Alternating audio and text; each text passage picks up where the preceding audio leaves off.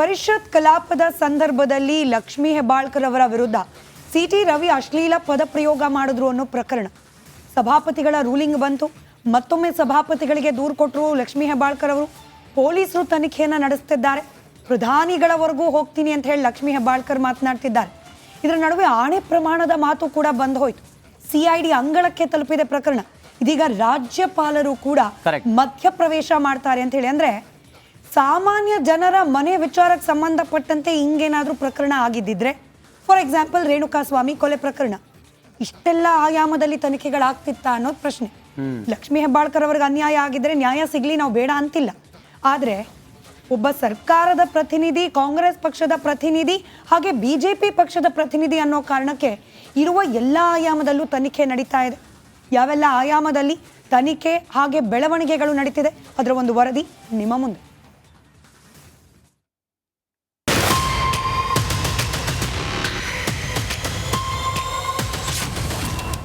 City Ravi versus Hebbalkar ಮಧ್ಯೆ ಅಶ್ಲೀಲ war.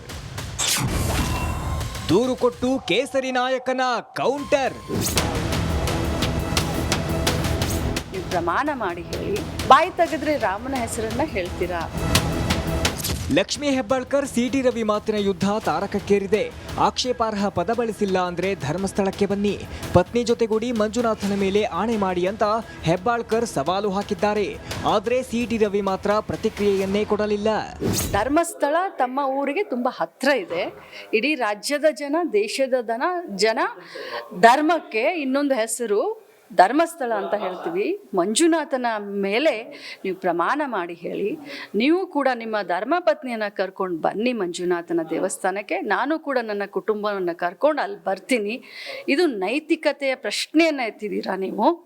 ನಿಮಗೆ ನೈತಿಕತೆ ಇದ್ರೆ ಖಂಡಿತವಾಗ್ಲೂ ನೀವು ಅಲ್ಲಿ ಬನ್ನಿ. ದಿನಕ್ಕೊಂದವ್ರು ಹೇಳಿಕೆ ಕೊಡೋರಿಗೆಲ್ಲ ಪ್ರತಿಕ್ರಿಯೆ ನಾನು ಕೊಡಕ್ಕೆ ಹೋಗಲ್ಲ. ಪೊಲೀಸ್ ಕೇಸ್ ಹಾಕಿದ್ದಾರೆ, ಎನ್ಕ್ವೈರಿ ಬಾಕಿ ಇದೆ. ಈಗಾಗಲೇ ಸರ್ಕಾರನೂ ಕೂಡ COD ಕೊಟ್ಟಿದ್ದೀವಿ ಅಂತ ಹೇಳಿದ್ದಾರೆ. ನ್ಯಾಯಾಲಯದಲ್ಲಿ ನ್ಯಾಯ ಸಿಗಲಿ, ಆಮೇಲೆ ನಾನು ಮಾತಾಡ್ತೀನಿ. ಇವ್ರ ಅಟ್ರಾಸಿಟಿ, ಇವ್ರ ದೌರ್ಜನ್ಯ, ಇದನ್ನು ಕೂಡ ರಾಜ್ಯದ ಜನ ನೋಡಿದ್ದಾರೆ. ಸಿಟಿ ರವಿ ಹೆಬ್ಬಾಳ್ಕರ್ಗೆ ಸಿಐಡಿ ಹೆಗಲಿಗೆ. ನಾನು ಈಗ ಅದ್ರ ಬಗ್ಗೆ ಹೆಚ್ಚು ವ್ಯಾಖ್ಯಾನ ಮಾಡೋಕ್ಕೆ ಹೋಗೋದಿಲ್ಲ. CIDಗೆ ತನಿಖೆಗೆ ಆದೇಶ ಮಾಡಿದ್ದೇನೆ. ಈಗ ಅದರ ತನಿಖೆ ನಡೆಯುವಾಗ ನಾವು ಯಾವುದೇ ಹೇಳಿಕೆಗಳನ್ನು ಮತ್ತು ಸ್ಟೇಟ್ಮೆಂಟ್ಗಳನ್ನು ಕೊಡೋದಕ್ಕೆ ಬರೋದಿಲ್ಲ. CID ತನಿಖೆ ಮಾಡೋದಾದರೂ ಕೂಡ ಹಾಲಿ ನ್ಯಾಯಾಧೀಶರ ನೇತೃತ್ವದಲ್ಲಿ CID ತನಿಖೆ ಮಾಡಲಿ. ರಿಪೋರ್ಟ್ನ ನ್ಯಾಯಾಧೀಶರಿಗೆ ಕೊಡಿ. ಏನಾದರೂ ನೋಟಿಸನ್ನು ಕೊಟ್ಟಿದ್ದಾರಾ ಸರ್ ಅವ್ರ ಪಾರ್ಟಿನಲ್ಲಿ? ನಾನು ಹೇಳಿದ್ದೀನಲ್ಲ, ಸುಮ್ಮನೆ ಕೇಸರಿ ಶಾಲ್ ಹಾಕ್ಕೊಂಡ್ರೆ ದುಶ್ಯಾಸನರು ಯುಧಿಷ್ಠರು ಆಗಲ್ಲ. ಈಗಲೂ ಅದೇ ಕತೆ ಆಗಿರೋದು. ಯಾಕೆ ಇವರೆಲ್ಲರೂ ಸುಮ್ಮನಿದ್ದಾರೆ, ಸಮರ್ಥನೆ ಮಾಡ್ಕೋತಾ ಇದ್ದಾರೆ ಅಂದರೆ ಎಲ್ಲರ ಮನೆ ದೋಸೆ ತೂತಾಗ್ಬಿಟ್ಟಿದೆ. ಇಲ್ಲಿ ಎಲ್ಲರದು ಒಂದು ವಿಡಿಯೋನ ಇದೆ, ಒಂದು ಇಂಥದ್ದು ಏನಾದರೂ ಪ್ರಕರಣ ಇದೆ. ಅದಕ್ಕೆ ನೀವು ನನಗೆ ಬೆನ್ನಿಗೆ ನಿಂತಿಲ್ಲ ಅಂದರೆ ಇದಕ್ಕೆ ನಾನು ಯಾಕಪ್ಪ ನಿನಗೆ ಬೆನ್ನಿಗೆ ನಿಂತ್ಕೋಬೇಕು ಅಂದ್ಬಿಟ್ಟು ಎಲ್ಲರೂ ತ್ರಿಶಂಕು ಪರಿಸ್ಥಿತಿನಲ್ಲಿದ್ದಾರೆ. ರಾಜಭವನದ ಕದ ತಟ್ಟಿದ ಕೇಸರಿ ಸೇನೆ. ಇದೊಂದು ನ್ಯಾಯಾಂಗ ತನಿಖೆ ಆಗಬೇಕು. ಆ ದೃಷ್ಟಿಯಿಂದ ಈಗಾಗಲೇ ನಾವು ಗವರ್ನರ್ ಅವರಿಗೆ ವಿನಂತಿ ಮಾಡಿದ್ದೀರಿ. ನೀವು ಸಂವಿಧಾನದ ರಕ್ಷಕರು, ಸಂವಿಧಾನವನ್ನು ರಕ್ಷಣೆ ಮಾಡುವಂಥ ಜವಾಬ್ದಾರಿ ತಮ್ಮೇಲಿದೆ. ಒಬ್ಬ ಸಾರ್ವಜನಿಕರಿಗೆ ಸಿಟಿ ರವಿ ಒಬ್ಬ MLC ಆಗಿದ್ದರೆ ಅವ್ರ ಮೇಲೆ ಈ ಥರ ಆದರೆ ಇನ್ನು ಸಾರ್ವಜನಿಕರ ಪಾಡೇನು? ಇದ್ರ ಬಗ್ಗೆ ತನಿಖೆ ಆಗಬೇಕು. ಈಗ ರವಿಯವರ ಏನು ಕಂಪ್ಲೇಂಟ್ ಕೊಟ್ಟಿದ್ದಾರೆ, ಆ ಕಂಪ್ಲೇಂಟಲ್ಲಿ ಅವ್ರ ಹೆಸರು ಹೇಳಿದ್ದಾರೆ, ಯಾರು ನನ್ನ ಮೇಲೆ ಹಲ್ಲೆ ಮಾಡೋಕ್ಕೆ ಪ್ರಯತ್ನ ಮಾಡಿದರು. ಆದರೆ FIR ಏನಿದೆ, ಅನ್ನೋನ್ ಪರ್ಸನ್ಸ್ ಅಂತ ರಿಜಿಸ್ಟರ್ ಮಾಡಿದ್ದಾರೆ. ಇದರ ಅರ್ಥ ಏನು? ಯಾರನ್ನ ರಕ್ಷಣೆ ಮಾಡೋಕ್ಕೆ ಕೊಟ್ಟಿದ್ದೀರಿ? ಆದ್ದರಿಂದ ಸರ್ಕಾರ ಪೊಲೀಸರು ನಿಷ್ಪಕ್ಷಪಾತವಾದ ತನಿಖೆ ಮಾಡಲು ಸಾಧ್ಯ ಇಲ್ಲ. ಇದು ನ್ಯಾಯಾಂಗ ತನಿಖೆ ಕೊಡಬೇಕು. ಒಂದೆಡೆ ಪ್ರಧಾನಿ ನರೇಂದ್ರ ಮೋದಿ ರಾಷ್ಟ್ರಪತಿ ಮುರ್ಮುಗೆ ದೂರು ಕೊಡೋದಾಗಿ ಸಚಿವೆ ಲಕ್ಷ್ಮೀ ಹೆಬ್ಬಾಳ್ಕರ್ ಎಚ್ಚರಿಸಿದ್ದಾರೆ. ಇತ್ತ ಹೆಬ್ಬಾಳ್ಕರ್ಗೆ ಕೌಂಟರ್ ನೀಡಲು ಸಿಟಿ ರವಿ ಸುದೀರ್ಘ 7 ಪುಟಗಳ ಸವಿವರವಾದ ದೂರು ನೀಡಿದ್ದಾರೆ.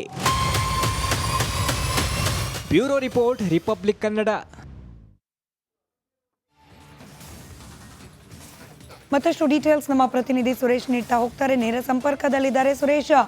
ರಾಜ್ಯಪಾಲರ ಬಳಿಗೆ ಹೋಗಿ ಬಿಜೆಪಿಯ ನಿಯೋಗ ನಿನ್ನೆ ದೂರು ಕೊಟ್ಟಿದೆ, ಮಧ್ಯಪ್ರವೇಶ ಮಾಡಿ ಅಂತ ಹೇಳಿ ಆಗ್ರಹಿಸಿದೆ ಕೂಡ. ರಾಜ್ಯಪಾಲರು ಏನು ಮಾಡಬಹುದು ಈ ಪ್ರಕರಣದಲ್ಲಿ? Legally, technically. ಸ್ಮಿತಾ, ಈಗ ನಾವೇನು ಡೇ ಒನ್ನಿಂದನೂ ಕೂಡ ನೋಡ್ತಾನೆ ಇದ್ದೀವಿ. ಅದರಲ್ಲಿ ಪ್ರಮುಖವಾಗಿ ಬೆಳಗಾವಿನಲ್ಲಿ ಶುರುವಾದಂತಹ ಒಂದು ಈ ಪ್ರಕರಣ ಬೆಳಗಾವಿಯಿಂದ ರಾಜಭವನದ ಅಂಗಳಕ್ಕೆ ತಲುಪಿತು. ಈಗ ರಾಜಭವನದಿಂದ ರಾಷ್ಟ್ರಮಟ್ಟಕ್ಕೂ ಕೂಡ ಕೊಂಡೊಯ್ಯುವಂತಹ ಸಾಧ್ಯತೆಗಳಿದೆ. ಅದು ದ್ರೌಪದಿ ಮುರ್ಮು ಹಾಗೆಯೇ ಪ್ರಧಾನಿ ನರೇಂದ್ರ ಮೋದಿ ಅವರಿಗೂ ಕೂಡ ಪತ್ರವನ್ನು ಬರೆಯುವ ಹಂತಕ್ಕೂ ಕೂಡ ನಾವು ಹೋಗಿರ್ತಕ್ಕಂಥದ್ದು. ಇದು ಒಂದು ಕಡೆ. ಆದರೆ ಮತ್ತೊಂದು ಕಡೆ ರಾಜ್ಯಪಾಲರ ಸಾಧ್ಯತೆಗಳು, ರಾಜ್ಯಪಾಲರಿಗೆ ಈಗ ವಿಸ್ತೃತವಾದಂಥ ದೂರನ್ನು ಕೊಟ್ಟಿದ್ದಾರೆ. ಇದರ ಜೊತೆಯಲ್ಲಿ ಈ ಮುಂದಿನ ಸಾಧ್ಯತೆಗಳು ಅಂದರೆ ಏನಿರುತ್ತೆ ಅನ್ನೋದನ್ನು ನೋಡೋದಾದರೆ ನಾವು ಇಲ್ಲಿ ಈಗಾಗಲೇ ರಾಜ್ಯ ಸರ್ಕಾರ ಕೂಡ ರಾಜ್ಯಪಾಲರ ಮಧ್ಯೆ ಪ್ರವೇಶ ಮಾಡಬಹುದೇನೋ ಅಂತಕ್ಕಂಥ ಸಾಧ್ಯತೆಗಳ ಹಿನ್ನೆಲೆಯಲ್ಲೇ ಇವರು ಕೂಡ ಈಗಾಗಲೇ CID ತನಿಖೆ ಕೊಟ್ಟಿರ್ತಕ್ಕಂಥದ್ದು ರಾಜ್ಯ ಸರ್ಕಾರ. ಹಾಗಿದ್ದ ಮೇಲೆ ರಾಜ್ಯಪಾಲರು ಏನು ಮಾಡ್ತಾರೆ ಅನ್ನೋದು ಕೂಡ ಈಗ ಕುತೂಹಲ ಇರ್ತಕ್ಕಂಥ. ಯಾಕೆಂದರೆ ಈಗಾಗಲೇ ಸರ್ಕಾರ ಕೂಡ ತನ್ನ ಜವಾಬ್ದಾರಿಯನ್ನು ನಿರ್ವಹಿಸಿದೆ ಅಂತಕ್ಕಂತಹ ಒಂದು ಮೆಸೇಜನ್ನು ಕೂಡ ಈಗಾಗಲೇ ಪಾಸ್ ಮಾಡಿರ್ತಕ್ಕಂಥದ್ದು. ಹಾಗೆ ನೋಡೋದಾದರೆ ರಾಜ್ಯ ಸರ್ಕಾರ ಒಂದು ನ್ಯಾಯಸಮ್ಮತವಾದಂತಹ ಒಂದು ಉತ್ತಮ ತನಿಖೆಗೆ ನಿಟ್ಟಿನಲ್ಲಿ ಸರ್ಕಾರಕ್ಕೆ ಒಂದು ನಿರ್ದೇಶನವನ್ನು ಕೊಡ್ಬೋದು. ಸರ್ಕಾರದ ಮುಖ್ಯ ಕಾರ್ಯದರ್ಶಿಗೆ ಒಂದು ಸೂಚನೆಯನ್ನು ಕೊಡುವಂಥ ಸಾಧ್ಯತೆಗಳಿರ್ತಕ್ಕಂಥದ್ದು. ಆ ಜೊತೆಗೆ ಮುಖ್ಯಮಂತ್ರಿಗಳು ಕೂಡ ಈ ಒಂದು ತನಿಖೆ ನ್ಯಾಯಸಮ್ಮತವಾಗಿ ಆಗಲಿ ಅಂತಕ್ಕಂಥ ಒಂದು ನಿರ್ದೇಶನವನ್ನು ಕೊಡುವಂಥ ಸಾಧ್ಯತೆಗಳಿದೆ. ಯಾಕೆಂತಂದರೆ ಈಗಾಗಲೇ ಇದನ್ನು CID ತನಿಖೆಗೆ ವಹಿಸಿದ ನಂತರ ಮತ್ತೆ ಅದರ ಇನ್ಯಾವುದೇ ಕೂಡ ಮತ್ತೆ ತನಿಖೆಯ ತನಿಖೆಯ ಒಂದು ಅಂಗಸಂಸ್ಥೆಗಳು ಯಾವುದಕ್ಕೂ ಕೂಡ ವಹಿಸುವಂಥದ್ದು ಸಾಧ್ಯತೆಗಳಿಲ್ಲ. ಈಗ ಯಾಕೆಂದರೆ CIDಗೆ ಈಗಾಗಲೇ ವಹಿಸಿದಾಗಿದೆ. ಅದರ ಒಂದು ತನಿಖೆಯ ಒಂದು ಫಲಿತಾಂಶ ಬರಬೇಕು ಅನ್ನೋ ವರದಿ ಬರಬೇಕು. ವರದಿ ನಂತರ ಮುಂದಿನ ಕ್ರಮಗಳನ್ನು ತಗೊಳ್ಳತಕ್ಕಂಥ ಸರ್ಕಾರ ಮುಂದಾಗುತ್ತೆ. ಒಂದು ವೇಳೆ ಅಲ್ಲಿ ಏನಾದರೂ ತನಿಖೆಯಲ್ಲಿ ಏನಾದರೂ ಒಂದು ವೇಳೆ CT ರವಿ ಅವರು ತಮ್ಮ ಒಂದು ಆಡಿಯೋ ಏನಿದೆ FSL ರಿಪೋರ್ಟ್ ಬರಬೇಕು, ಅದೆಲ್ಲವೂ ಕೂಡ ಇನ್ನೂ ಕೂಡ ಒಂದಷ್ಟು ಸಮಯ ಹಿಡಿಯುತ್ತೆ. ಅದರಲ್ಲಿ ಏನಾದರೂ ಒಂದು ವೇಳೆ CT ರವಿ ಅವರು ಒಂದು ಲಕ್ಷ್ಮೀ ಹೆಬ್ಬಾಳ್ಕರ್ಗೆ ಅಶ್ಲೀಲ ಪದವನ್ನು ಬಳಸಿದ್ದಾರೆ ಅನ್ನೋದೇ ಆದರೆ ಮುಂದೆ ಖಂಡಿತವಾಗಲೂ ಕೂಡ CT ರವಿಗೆ ಸಮಸ್ಯೆ ಆಗುತ್ತೆ. ಅದಕ್ಕೆ ತಕ್ಕಂತೆ ಕಾನೂನು ಪ್ರಕ್ರಿಯೆಗಳನ್ನು ಕೂಡ ಸರ್ಕಾರ ಮುಂದುವರಿಸುತ್ತೆ. ಇದೆಲ್ಲವೂ ಒಂದು ಕಡೆ. ಆದರೆ ಮತ್ತೊಂದು ಕಡೆ ಲಕ್ಷ್ಮೀ ಹೆಬ್ಬಾಳ್ಕರ್ ಅವರು ಕೂಡ ಈ ಪ್ರಕರಣವನ್ನು ಈ ವಿಚಾರವನ್ನು CID ತನಿಖೆ ವಹಿಸಿದ್ರು ಕೂಡ ಇಷ್ಟಕ್ಕೆ ಬಿಡೋದಕ್ಕೆ ಸುಮ್ಮನೆ ಆಗ್ತಾ ಇಲ್ಲ. ಇಷ್ಟಕ್ಕೆ ಯಾವುದೇ ಕಾರಣಕ್ಕೂ ಬಿಡಬಾರ್ದು ಅಂತಕ್ಕಂಥ ಒಂದು ದಿಟ್ಟ ನಿಲುವು ಬಂದಿರತಕ್ಕಂಥದ್ದು. ಸೊ ಹೀಗಾಗಿ ಅವರು ಕೂಡ ಒಂದು ಕಡೆ ದ್ರೌಪದಿ ಮುರ್ಮು, ಮತ್ತೊಂದು ಕಡೆ ಪ್ರಧಾನಿ ನರೇಂದ್ರ ಮೋದಿ ಅವ್ರಿಗೂ ಕೂಡ ಒಂದು ಪತ್ರವನ್ನು ಬರೆಯೋದಕ್ಕೆ ಮುಂದಾಗಿರ್ತಕ್ಕಂಥ.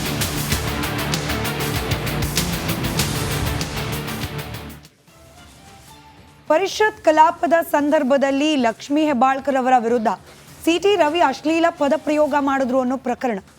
ಸಭಾಪತಿಗಳ ರೂಲಿಂಗ್ ಬಂತು. ಮತ್ತೊಮ್ಮೆ ಸಭಾಪತಿಗಳಿಗೆ ದೂರು ಕೊಟ್ಟರು ಲಕ್ಷ್ಮೀ ಹೆಬ್ಬಾಳ್ಕರ್ ಅವರು. ಪೊಲೀಸರು ತನಿಖೆಯನ್ನು ನಡೆಸ್ತಿದ್ದಾರೆ. ಪ್ರಧಾನಿಗಳವರೆಗೂ ಹೋಗ್ತೀನಿ ಅಂತ ಹೇಳಿ ಲಕ್ಷ್ಮೀ ಹೆಬ್ಬಾಳ್ಕರ್ ಮಾತನಾಡ್ತಿದ್ದಾರೆ. ಇದರ ನಡುವೆ ಆಣೆ ಪ್ರಮಾಣದ ಮಾತು ಕೂಡ ಬಂದು ಹೋಯಿತು. CID ಅಂಗಳಕ್ಕೆ ತಲುಪಿದೆ ಪ್ರಕರಣ.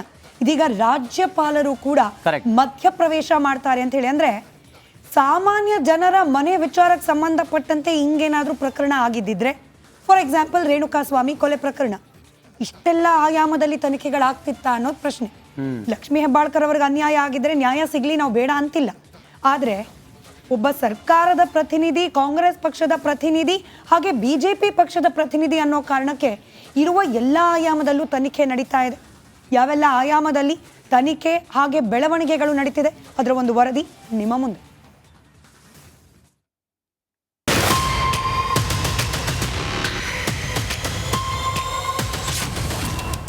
CT ರವಿ ವರ್ಸಸ್ ಹೆಬ್ಬಾಳ್ಕರ್ ಮಧ್ಯೆ ಅಶ್ಲೀಲ ವಾರ್. ದೂರು ಕೊಟ್ಟು ಕೇಸರಿ ನಾಯಕನ ಕೌಂಟರ್. ನೀವು ಪ್ರಮಾಣ ಮಾಡಿ ಹೇಳಿ, ಬಾಯಿ ತೆಗೆದ್ರೆ ರಾಮನ ಹೆಸರನ್ನ ಹೇಳ್ತೀರಾ? ಲಕ್ಷ್ಮೀ ಹೆಬ್ಬಾಳ್ಕರ್ CT ರವಿ ಮಾತಿನ ಯುದ್ಧ ತಾರಕಕ್ಕೇರಿದೆ. ಆಕ್ಷೇಪಾರ್ಹ ಪದ ಬಳಸಿಲ್ಲ ಅಂದ್ರೆ ಧರ್ಮಸ್ಥಳಕ್ಕೆ ಬನ್ನಿ, ಪತ್ನಿ ಜೊತೆಗೂಡಿ ಮಂಜುನಾಥನ ಮೇಲೆ ಆಣೆ ಮಾಡಿ ಅಂತ ಹೆಬ್ಬಾಳ್ಕರ್ ಸವಾಲು ಹಾಕಿದ್ದಾರೆ.